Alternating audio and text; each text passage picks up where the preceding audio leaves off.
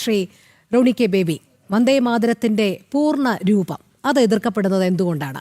ആശയപരമായിട്ടാണോ അതോ ഏതെങ്കിലും രീതിയിലുള്ള ഒരു പൊളിറ്റിക്കൽ ബാലൻസിങ്ങിന് സമ്മർദ്ദത്തിന്റെ ഫലപ്പെട്ടിട്ടാണോ? വന്ദേ മാതരം അതിന്റെ 150-ാം വാർഷികം ആഘോഷിക്കുന്ന ചരിത്രപരമായ ഒരു നിമിഷത്തിലാണ് ഇന്ന് രാജ്യം കടന്നു പോകുന്നത്. പക്ഷെ ഒരിക്കൽ കൂടി നമുക്കറിയാം, വന്ദേ മാതരവുമായി ബന്ധപ്പെട്ട് ഇപ്പോൾ ഒരു വിവാദം നമ്മുടെ രാജ്യത്ത് രൂപപ്പെട്ടിട്ടുണ്ട്. മുൻപ് ഈ വിവാദം ഇന്ത്യയിൽ ഉണ്ടാവുകയും ഇതുമായി ബന്ധപ്പെട്ട് നിരവധി ചർച്ചകൾ ഉണ്ടാവുകയും വളരെ സൗഹാർദ്ദപരമായി തന്നെ അതിന്റെ അകത്ത് തീരുമാനങ്ങൾ ഉണ്ടാവുകയും ചെയ്തതാണ്. 1937 കൽക്കത്തയിൽ തന്നെ ചേർന്ന കോൺഗ്രസിന്റെ വർക്കിംഗ് കമ്മിറ്റി ഇതുമായി ബന്ധപ്പെട്ട് തീരുമാനമെടുത്തു. വീണ്ടും 1950 ഇന്ത്യൻ ഭരണഘടന നിലവിൽ വന്നപ്പോൾ ഏകദേശം 2.25 വർഷം വളരെ വിശദമായി തന്നെ ഭരണഘടനാ നിർമ്മാണ സമിതി ഇത് ഉൾപ്പെടെയുള്ള വിഷയങ്ങൾ ചർച്ച ചെയ്ത് അത് വളരെ കൃത്യമായി തന്നെ അന്ന് അതിൻ്റെ അകത്ത് വളരെ അമിക്കബിൾ ഒരു സൊല്യൂഷൻ, എല്ലാവർക്കും കൂടി സ്വീകാര്യമായ ഒരു തീരുമാനം ഭരണഘടനാ നിർമ്മാണ സമിതി യുനാനിമസ് ആയി ഇതിന്റെ അകത്തൊരു തീരുമാനം എടുത്തതാണ്.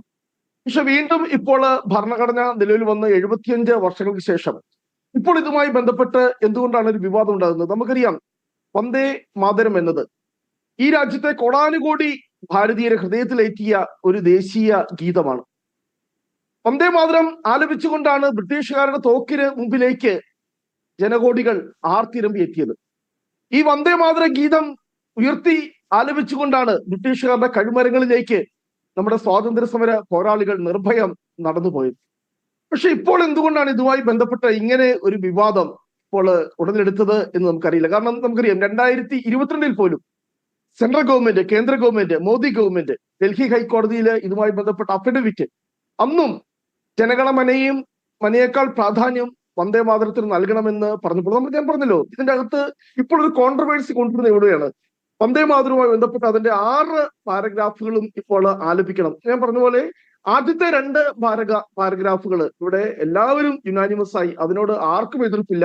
അത് നമ്മുടെ രാജ്യത്തിന്റെ അഭിമാനം, രാജ്യത്തിന്റെ മഹത്വം, രാജ്യസ്നേഹം ഒക്കെ പ്രകടിപ്പിക്കുന്നതാണ്. പക്ഷെ നമുക്കറിയാം, പിന്നീടുള്ള 4 സ്റ്റാൻസുകളുമായി ബന്ധപ്പെട്ട ചില അഭിപ്രായ വ്യത്യാസങ്ങളുണ്ട്.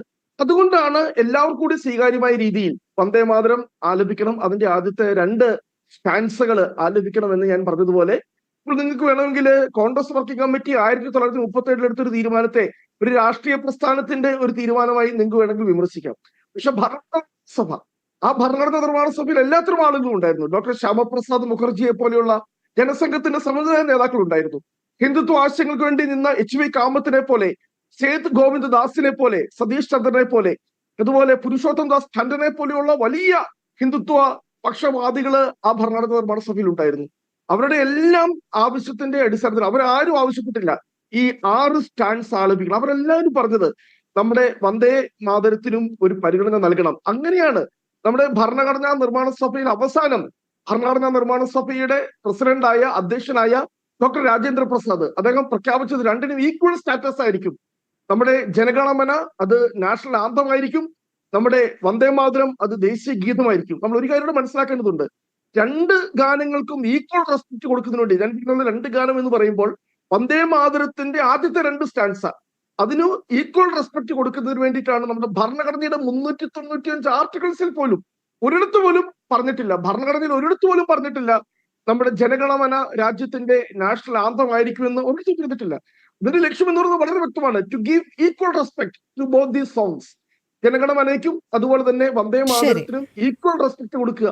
അപ്പോൾ നമ്മളിപ്പോഴും ആ ഒരു റെസ്പെക്ടോട് തന്നെയാണ് കാണുന്നത്. പക്ഷേ ആ 6 സ്റ്റാൻസ പാടണമെന്ന് പറയുന്നതിന് പിന്നിൽ വളരെ കൃത്യമായിട്ടുള്ള അജണ്ടകളുണ്ട്. നമുക്കറിയാം, അതെന്ത് അജണ്ട എന്നാണ് ചോദിക്കുന്നത്. കാരണം അതിന്റെ പൂർണ്ണ രൂപത്തിലേക്ക് എത്തുമ്പോൾ കോൺഗ്രസ് എന്തുകൊണ്ട് എതിർക്കുന്നു എന്നുള്ള താങ്കൾ നേരത്തെ ചരിത്രം പറയുകയുണ്ട്. 1870 ബങ്കിം ചന്ദ്ര ചാറ്റർജി ആനന്ദമഠ എന്ന നോവലിന് വേണ്ടി എഴുതുന്നു. അത് തിരിച്ച് 1896 ഇന്ത്യൻ നാഷണൽ കോൺഗ്രസിന്റെ സമ്മേളനത്തിൽ ടാഗോർ ചിട്ടപ്പെടുത്തി തന്നെ ആ ഗാനം ആലപിക്കുന്നു. 1937 അതിന്റെ ആദ്യ 2 സ്റ്റാൻസുകൾ ഇന്ത്യൻ നാഷണൽ കോൺഗ്രസ് തന്നെ അനുമതി നൽകുന്നത്. പിന്നീട് തുടർന്ന് അങ്ങോട്ട് 1950 ഇന്ത്യൻ ഭരണഘടന ഭരണഘടനാ നിർമ്മാണ സഭ ദേശീയ ഗീതം എന്നുള്ള പദവി നൽകുന്നു. അതുവരെ ശരിയാണ്. പക്ഷേ നമ്മുടെ ദേശീയ ചിഹ്നങ്ങൾക്ക് പ്രാധാന്യം നൽകണം, ബഹുമാനിക്കണം എന്നുള്ളത് ഇന്ത്യൻ ഭരണഘടനയിൽ തന്നെ പറയുന്നുണ്ട്. അതുകൊണ്ട് ആ ദേശീയ ഗീതത്തിന്റെ പൂർണ്ണ രൂപം ആലപിക്കണം എന്നൊരു ഭരണകൂടം പറയുമ്പോൾ അതിനെ എന്തുകൊണ്ടാണ് എതിർക്കുന്നത്? ആദ്യത്തെ 2 സ്റ്റാൻസകൾ നമ്മുടെ ദേശീയതയുടെ മനോഹാരിത അല്ലെങ്കിൽ രാജ്യത്തിന്റെ മനോഹാരിത വ്യക്തമാക്കുന്നതോടൊപ്പം അടുത്ത് തുടർന്ന് അങ്ങോട്ട് വരുന്ന സ്റ്റാൻസുകൾ അതിന്റെ ശക്തിയാണ് തെളിയിക്കുന്നത്. അവിടെ എന്തുകൊണ്ട് അത് എതിർക്കപ്പെടുന്നു എന്നുള്ളത് അവിടെയാണ് ചോദ്യം. അതിലെ ചില വാക്കുകൾ ലക്ഷ്മിയും സരസ്വതിയും പ്രതിപാദിക്കുന്നിടത്താണോ ഈ മതേതരത്വത്തിന് വിഘാതം എന്നുള്ള തലത്തിലേക്ക് ചിലരെങ്കിലും വർഗീയ വിഷം ചീറ്റുന്നത്, വളച്ചൊടിക്കുന്നത്? ബങ്കിം ചന്ദ്ര ചാറ്റർജി ആനന്ദമഠത്തിന്റെ ഭാഗമായിട്ടല്ല വന്ദേമാതരം എന്ന് പറയുന്ന ആ ഗാനം എഴുതുന്നത്. അദ്ദേഹം അതിനു മുൻപ് 1875 ഒരു പ്രാർത്ഥനാ ഗീതമായിട്ട് ഒരു ബംഗാളി പ്രസിദ്ധീകരണത്തിലാണ് ഈ വന്ദേമാതരം എന്ന് പറയുന്ന അത് ഒരു പ്രാർത്ഥനാ ഗാനമായിട്ടാണ് അത് പരിഗണിച്ചിരുന്നത്. പിന്നീട് അദ്ദേഹം ആനന്ദമഠം എന്ന് പറയുന്ന നോവൽ എഴുതിയപ്പോൾ അതിലേക്ക് ഇൻകോർപ്പറേറ്റ് ചെയ്യണം, അതിനകത്തേക്ക് ഈ ഗാനശകലം അല്ലെങ്കിൽ ഈ പ്രാർത്ഥനാ ശകലം അദ്ദേഹം അതിന്റെ ഉൾപ്പെട്ട് ചെയ്തത്.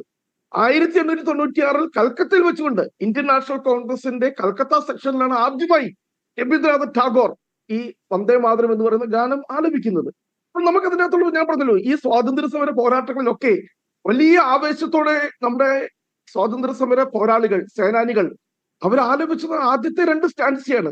ഇവിടെ രോഹിണി ചൂണ്ടിക്കാണിച്ചതുപോലെ ഞാൻ പറഞ്ഞ ഒരു പ്രാർത്ഥനാ ഗാനമായി കൊണ്ടുവന്ന് അവിടെ ആദരണീയനായിട്ടുള്ള ബഹുമാനീയമായിട്ടുള്ള നമുക്കറിയാം നമ്മുടെ ഇന്ത്യ മഹാരാജ്യത്തെ ആളുകൾ പ്രാർത്ഥനയോടെ കാണുന്ന ദുർഗാദേവി, അതുപോലെ തന്നെ കമലാദേവി, സരസ്വതിയുടെ മറ്റൊരു പേര്, ലക്ഷ്മി ദേവിയുടെ മറ്റൊരു പേര് സരസ്വതി ദേവി, അതുപോലെയുള്ള പ്രാർത്ഥനകളാണ് പിന്നീട് വരുന്നത്.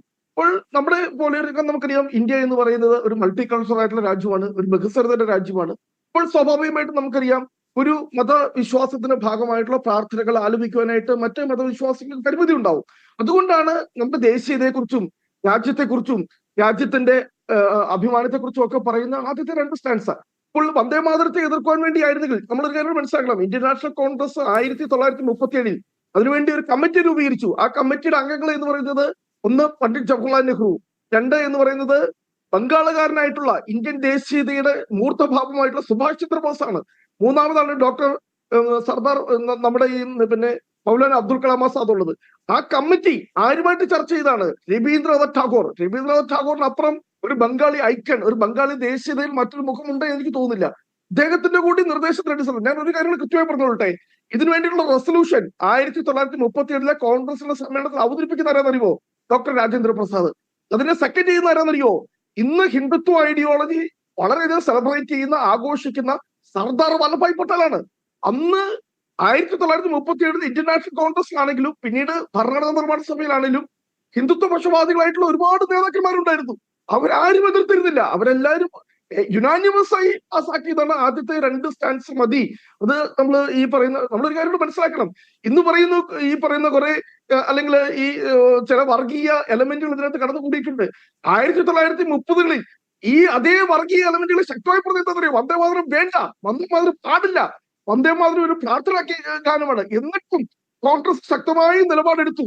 വന്ദേമാതരം അതിന്റെ 2 സ്റ്റാൻസ നമുക്ക് എല്ലാവർക്കും അംഗീകരിക്കാവുന്ന 2 സ്റ്റാൻസുകൾ, രാജ്യത്തിന് മുഴുവൻ ആവേശം പറയുന്ന 2 സ്റ്റാൻസുകൾ നമ്മൾ ഏറ്റെടുത്തു. ഞാൻ പറഞ്ഞ ഭരണഘടനാ നിർമ്മാണ സഭയിലെ ചർച്ചകൾ മുഴുവൻ നമ്മൾ പരിശോധിക്കണം. ഇത് വളരെ കൃത്യമായി തന്നെ ഇന്ന് ഈ ഡോക്ടർ ശ്യാമപ്രസാദ് മുഖർജി RSS ഏതെക്കാളും ശ്യാമപ്രസാദ് മുഖർജിയെ തള്ളി പറയില്ലല്ലോ.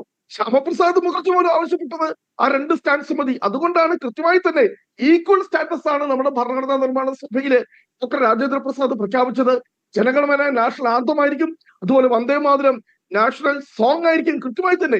പിന്നീട് നമ്മുടെ 76 ഭരണഘടനാ അമെന്റ്മെന്റിലൂടെയാണ് 51A അതിൽ പോലും നാഷണൽ ആന്തം എന്നേ പറഞ്ഞിട്ടുള്ളൂ, ടു റെസ്റ്റ് എന്നേ പറഞ്ഞിട്ടുള്ളൂ. ഞാനിവിടെ ഒരു കാര്യം പറഞ്ഞോളെ, 2022 മോദി ഗവൺമെന്റ് വളരെ കൃത്യമായി തന്നെ ഡൽഹി ഹൈക്കോടതിയിൽ നൽകിയ അഫിഡവിറ്റ് ഇതാണ്, നാഷണൽ ആന്തത്തിനായിരിക്കണം പ്രയോറിറ്റി. നാഷണൽ ആന്തത്തിനെയും നാഷണൽ സോങ്ങിനെയും ഒരേ സ്റ്റാറ്റസിൽ കാണാൻ കഴിയില്ല എന്ന് പറഞ്ഞ ആ ഗവൺമെന്റ് ഇപ്പോൾ 3 വർഷത്തിന് ശേഷം ഇങ്ങനെ ഒരു ഓർഡറുമായി വരുന്നത് വളരെ കൃത്യമായി ബംഗാൾ നിയമസഭാ തെരഞ്ഞെടുപ്പ് മുന്നിൽ കണ്ടുകൊണ്ട് തന്നെയാണ് എന്ന് നമുക്ക് സംശയിക്കേണ്ടതില്ല.